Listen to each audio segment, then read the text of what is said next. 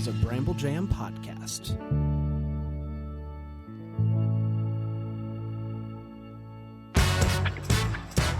This week on Yo Gavel Gavel, if your kid gets kicked out of middle school for fighting but claims the other bully didn't get kicked out, do you have a case? Who's going to decide that? Maybe it's Mablean. And if you pay someone to paint your party bus and it's the wrong color, is the party over?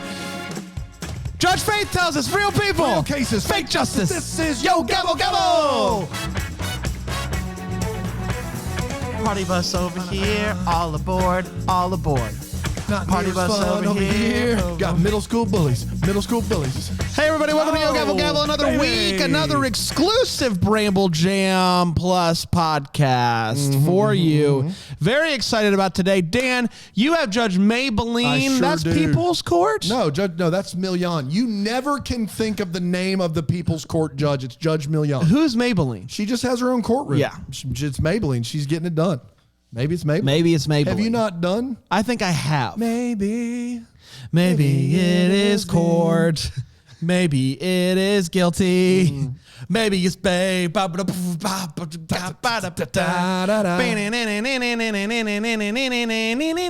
a good use of our time. You ready? I'm ready. ahead. Let's dive on in. Let me introduce you to Rachel Clint.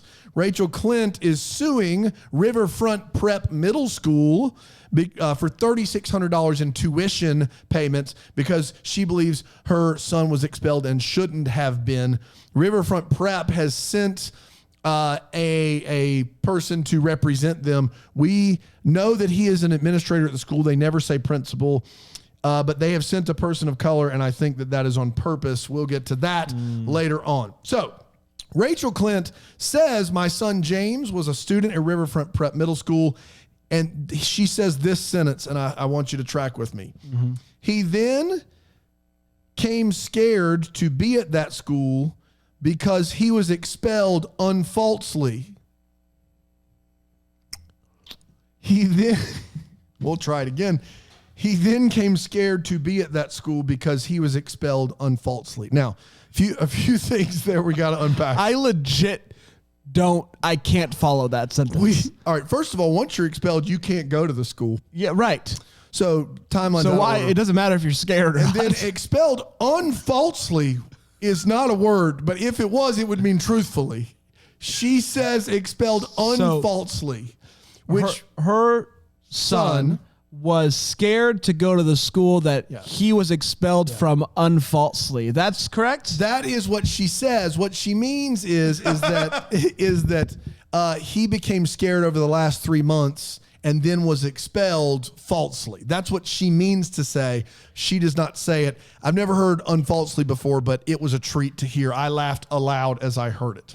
And basically she said he was defending himself against another child who attends the school. I work hard. My husband works hard. We sacrificed a lot of time, of money, so that he could go to the school. He was in public school. The curriculum was bad. Teachers weren't motivating. So we put him in private school, but it was a bad experience. And my husband and I want our money back because we believe he was treated unfairly. He was bullied. He was provoked. I have proof of the things that were said to him on social media. I got pictures of things, and we never see any of that evidence that she has, unfortunately. Wow. Now, James is in the courtroom, and Mablean says, James, just get on up here, son. And she says, you're 13 years old. You're in the 8th grade. Yes, ma'am. So tell me what happened. He said, ever since the first day of school, I've been bothered by a kid named Brock. Well, I mean, his name's Brock. That's right. Now, what has he been doing? Well, he talks about my family. He says that we're less than they are. He made fun of my dad and called my dad a garbage man. And his dad. Okay. He says, I look up to my dad. He's in sanitation. I want to work. I don't think there's anything wrong with that. He's great. And he said, and one time I was in the shower after PE, and Brock threw all my clothes in the trash can, and told me that I could be like my dad and get them out of the trash can. One, good joke. But two, is there anything racial about this? Brock is got to be white. Okay. Right. James is African American. Okay. We don't know anything else. But basically, it's not good. Like, and Mablean is, like, I can't believe that they're doing that. That's classic bullying. It's not okay. And then finally, he said from the first day of school, he's been saying this stuff. Well, it came after school. Brock came up to me, thumped me twice in the forehead, and I punched him. Now, what's a thump? Just like a...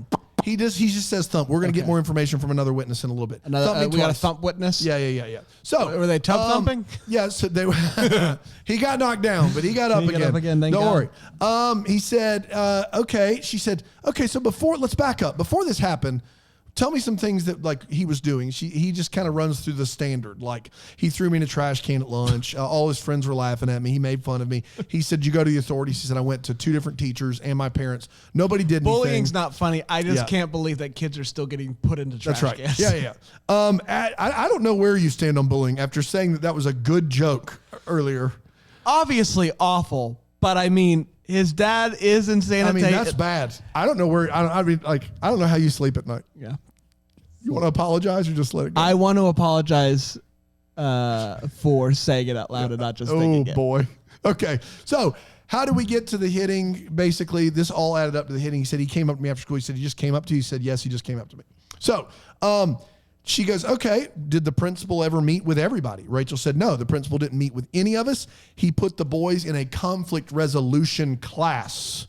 They had to be in a class together on conflict resolution. She said, I don't know why my kid had to be in that class. The other kid was the one that started the conflict. My kid shouldn't have been in there. But that was for 3 months, and every day he came home scared for 3 months. And then things got worse. You had to go into a conflict resolution class for 3 months. And then things got worse, and basically they expelled, after those 3 months, expelled James, did not expel Brock, only expelled James. And she said, at that point, I found out that Brock's parents are huge contributors to the school. So, yeah, as former private school administrator, I wanted to reach through the screen and deliver my own form of justice at this point. This sounds unfalsely to me. So, the guy in the courtroom representing the prep school is Richard Persaud. So they're suing the school. They're suing the school. Love it. Yes. Richard Persaud is there, and he says our school has a long tradition of success. She did complain. What's Richard's affiliation? He's a representative of the school. They never call him a principal, but he clearly had something to do with the discipline. Okay. I didn't know if he was a lawyer. I believe that it's racially motivated, and he's been put in the courtroom because he is a person of color. That's why he's been put in the courtroom. Love it. So he says our school's got a long tradition of success. There were complaints about Brock. There were complaints also about James. We want the kids to help themselves figure this out. That's why we put him in the conflict resolution class. But to be honest with you, James had other issues. Excuse me. It's okay. He was skipping class, talking back to teachers. And, this was not our first run-in with James. And so Mablean asked the question that I'm asking. She goes, great. Give me all the documentation. Give me the write-ups of James, because that's what I would do. Give me the write-ups of James, skipping class, talking back to teachers. There's got to be documentation, disciplinary documentation of this. He doesn't have any.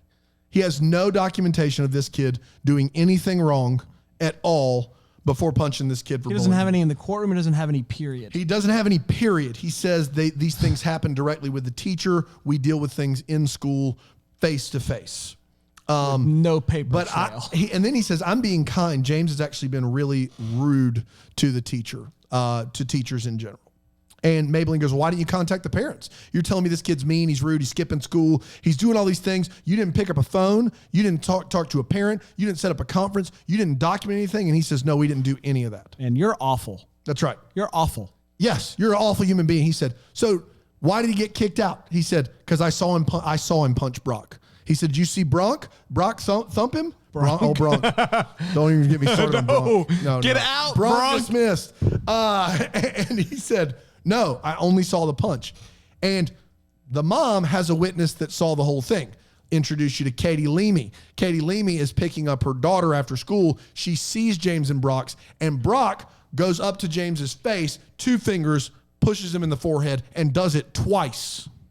Head snaps back. Twice. I've never heard that move. Yeah, it's the Three Stooges. And James punches him.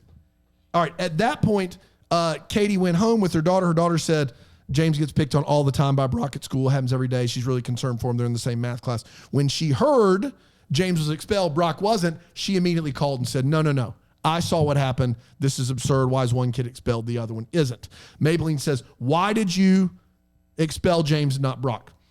Persaud says, We have a zero tolerance policy for bullying and aggression. He hit him, closed fist. He's gone. He said, okay, well, why didn't you expel Brock for poking him? One, I didn't see it. Two, there's a difference between poking and hitting. Mablean says, no, assault is assault. Why didn't Brock get expelled? I need an answer. And also, your policy isn't about aggression. It's bullying and aggression. That's right. It's not that that doesn't matter. So, and she said, this woman's not even suing you. She is not even like taking you like, she just wants her money back. That's all she wants is the tuition for the time he's not been at school. That's all she wants. Why aren't you giving that? And he says, we have a contract that says an act of aggression will result in expulsion and forfeiture of tuition. They signed the contract. That's what it says. And Mablean's ready to rule. Contracts are tricky, aren't they? They're tricky mistresses. Tricky. They are. Should have sued for something else. Pain and suffering. Anything else. Yep. Contract's tricky. Contract's tricky. No money. Mablean says, you know what about your contract? It wasn't equally enforced. Your contract wasn't equally enforced because if Brock signed the same contract and he did not get expelled and he didn't get his tuition forfeited, then that contract's null and void because you're not following it equally. You're going to give her every dime. Yeah, I don't know if that is how it works exactly, but great. I'm glad they got the money. Hey, I want to introduce you to Judge Faith. Say hi, Judge Faith. Hey, Judge Faith. And in the courtroom of Judge Faith, we have Deborah Howell. Yep, and Brandon Blackman. Wow. Deborah is suing Brandon, and now I guess the rules of 5,000 cap is not the same in Judge every Faith. courtroom. Yes, different. $16,907 in Judge Faith. $16,970. And Brandon is countersuing for $4,000. Are you ready to go? I'm ready. Deborah bought a school bus for $1,000 with plans to flip it and make it a party bus. I hate her already. She found Brandon on Craigslist with an ad saying basically he does everything that she needs. Okay. To get the bus ready to rent out for party times. You got to rent it out. So you got to the paint and tune-ups and all that good stuff. Perfect, fine. So she hires him to strip, paint, and prime the bus. And the bus was supposed to work afterwards and be turnkey. Turnkey. Got it. So we start with $3,500 that she's suing for the paint job. Judge Faith asks, why is she not happy with the paint job? And she says multiple times we talked about the color. I mean, come on. It's serious. I wanted neon green. Did they not match up an actual? Okay. I wanted neon green. I said I did not want grass green. Those are what do I get? Grass green. The inside, I want eggplant. What I got was an Easter purple. She wanted neon green eggplant combo. Good gravy. You get what you get. Judge Faith says, why didn't you buy the paint yourself? And she says, he said he'd do it. Wasn't in the contract. She says he would do it. He'd match the colors up. Good gracious. So for the green, we have text messages back and forth of him with the paint inside of a cup, taking a picture of the green. Okay. And she says, it's difficult for me to tell. If it's neon green, I'm good with it. It wasn't neon green. Now, Judge Faith says, paint dries darker. Why didn't you go down and see the paint before you approve it? See it dry. You got to do a little sample swap. Do anything. And she said that he promised me it was good. She also says the quality of the paint job was awful. It's already cracking. Judge Faith asks Brandon, did you prime it? And he says, no, I did not prime it. She says, why didn't you prime it? And he says it wasn't part of the agreement. Oh, boy. If she wanted it primed, she should have put that in the contract. which it does not exclusively say doesn't priming. say, yeah. It doesn't say priming. It says paint, and it says prepare and paint, essentially, but it doesn't say prime. So prepare, in his mind, was to scrape off all of the stickers. Okay. Does not include priming. Okay. So he said, if you want me to prime it, it's going to cost extra. And she said, that's not my problem. Which it is, very much so. It is your party bus, but that's neither here nor there. She says, not going to pay for it. I've already paid you. So that's happening. Also, there's a situation with the stickers. You know, he says, I scraped off all the stickers. Yeah. We see a picture of some paint cracking over what looks like a sticker. And he says, that is not a sticker. That's residue of a sticker that's been on a bus since 1996. It's just the residue. And Judge Faith says, don't you think that getting the residue off from the sticker is also a part of that? And he says, no. No, couldn't be. So then we go inside. Oh, boy. And the bus was supposed to be soundproofed. Oh, boy. Which she says, we agree that it would go up to the windows. And he says, no, we agreed to 300 square feet of the bus, which I did. And it's in the contract. Boy. The rest of the lawsuit is for stuff like storage of the bus, which she said she had to pay for longer because they said it was only going to be 2 weeks. It ended up being months at a time. $1,000 for time of her driving back and forth. $2,000 for missed opportunities because he said it would be 2 weeks and she missed out on the Super Bowl and Valentine's Day and all sorts of stuff because it was taking so long. Was there anything in the contract saying it would be done in a certain time? No, and $7,500 to redo the strip, prime, and paint. Oh, my gosh. Now, Brandon is countersuing. Yeah, I'm interested in this. Because he wanted to... So basically, it's $4,000 for money owed. Okay. Okay? There was a situation at the end where he was paying for the stuff up front, sending her bills and all this stuff. And there was $4,000 on something that he paid for, and he asked for the money, and she said, no, you have to fix it, do it right. And he's like, I'm just not even going to deal with this anymore. I'm done. Can't do it. Okay. And so he wants the money now, and now it's time for the verdict. Nobody gets any money. And it's pretty clear to me, one, nobody has any actual claim on the contract. Everything she's upset about doesn't violate the contract. There wasn't prior approval in the contract for paint color. There wasn't, you have to prime it in the paint color. The only thing maybe is getting the stickers off there, but it doesn't say that. It just says prep. I'm sorry. No one should get any money here. So Judge Faith says, I'm only going to focus on the paint and the soundproofing. Everything else is nonsense. It says 300 square feet. Soundproof issue, I'm throwing it out. He said 300 square feet, said in the contract he did it. For the color issue, I'm throwing that out because you should have tried. He really tried with you. He sent you pictures, went back and forth. You should have tried a little bit. I mean, come on. For the quality, I do have an issue because it's clear that you didn't complete the task to prepare. Yeah. Part of preparing is making sure that the surface is at least smooth enough to paint on. Okay. You claim that you have $4,000 owed to you. You know, she says basically what I think happened was you quoted her something, you started doing the work, and you realized it was going to cost more to do than it's worth. Yeah. And so you kind of screwed yourself over there.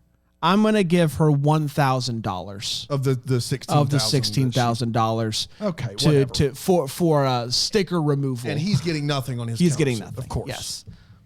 So there you go. Seems like a punt from Judge Faith. It does seem like a punt. 0-0 in my opinion. I don't know. The 1,000 seems kind of like it's pulled out of thin air just to give someone something, but whatever. Yeah, they're both. I mean, Brandon reminded me in the way that he was talking. He reminded me of Ryan Pavey. Really? Yes. What are you doing in my house? Not that Ryan Pavey. Different Ryan Pavey. But it was fun. It was fun. Fun. I feel bad for the guy. Fun times because I felt like she is the worst. She's a Karen. She's a classic Karen. Yeah. Write a better contract. He calls her at one point a crazy white lady, which the courtroom laughs. Yeah. And Judge Faith says, we're not going to call names, but you know she likes it. Crazy white lady. We did, everybody. We're going to be back next week with another Bayside. Then the following week, guess what? Let's gavel all over again, baby. Gavel. Gavel, gavel, gavel. Gavel, gavel, gavel, gavel, Gavel here, gavel there. Gavel gavel, where, gavel, gavel gavel everywhere. Until then, all rise. Yo Gavel Gavel's a Bramble Jam podcast recorded live in Greenville, South Carolina at the Bramble Jam Podcast Network Studios. It's produced by Brandon Gray.